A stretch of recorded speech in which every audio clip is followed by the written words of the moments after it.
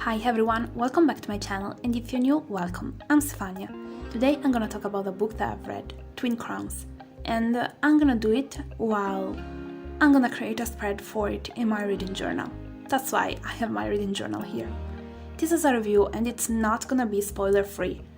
So, if you don't want any spoilers, then be sure to turn off the volume. Twin Crowns follows the story of Ren and Rose, two lovely girls that are twin, but have been divided since their birth. While Ren knows about Rose, Rose doesn't know about Ren. She grew up thinking that she was an only child. Ren is a witch that was raised up to be a witch. Rose is a princess and she was raised up to be a queen. They both know that their parents have been killed, but while Ren has always known the truth about who murdered them, the King Breath has always been the guilty one for her, and the other witches, Rose was told something different. She has always been told by the King Breath that witches killed her parents. After almost 18 years, things are gonna change.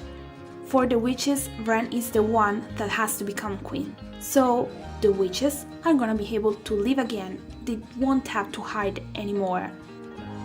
Because the King Breath made sure that the whole population was scared of them. And so when he couldn't kill them all, he made sure to put them in a bad place, such as hiding forever. The plan is simple: getting inside the castle, sending Rose back to the witches, getting the crown, and then the title as queen. And then, let's say that Ren has her own plan of getting her own revenge against the King Breath. However, things aren't that easy, because what Ren and the other witches didn't know was that Rose should marry Prince Hansel before becoming queen. And of course, the prince comes with his guard, Thor. At this point, Ren not only has to fool everyone by making them believe that she is Rose, but she has also to stop a wedding. A wedding that she doesn't understand why on earth her sister decided to accept. Why would you do something like that? Especially with that man. Why on earth?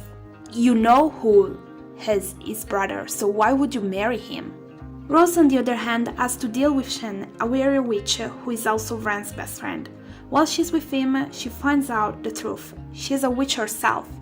And this is so scary for her, because she's been raised up by a man who told her that witches are enemy, that they are bad, that they are gonna destroy humans. So of course, once she figures out that she is actually a witch, a healer, she goes out of her mind. By the time that Rose comes back home, she knows the truth about her parents' death and about Ren. Ren and Rose end up teaming up together because they have a common enemy, the King Breath, and they both want to stop the wedding at this point. Because the truth is now there, in front of their eyes, the wedding isn't made for their own good, no at all. What I loved about this book is that it shows how important is the environment in which we grow up, because Rose and Ren are so similar yet so different from each other. What makes them different is how and by who they've been raised up. I loved reading the story from their point of view, because in this way it was easier to understand them both. However, a part of me likes Ren a little bit more. At the end, my heart bleeded for her when her grandmother, who has always been everything for her, has been taken away from her. That wasn't something that I saw coming, and I was really sad. Without her grandmother there, for Ren nothing matters anymore. All she wants is to get her back, to save her. So it's not easy for her to be there at the castle with Rose, while Rose is planning everything else for her to just forget about her grandma. I want to find out more about Thor because he for sure it's an interesting character. I found it funny that he realizes that Rose isn't Rose because she is actually Ren, but Hansel, that he's the one that should marry Rose, doesn't understand it. As if he doesn't really know Rose, which isn't it like that. Plus, I think that this prince isn't so smart. He really looks like he'll live on his own world. He's not mean.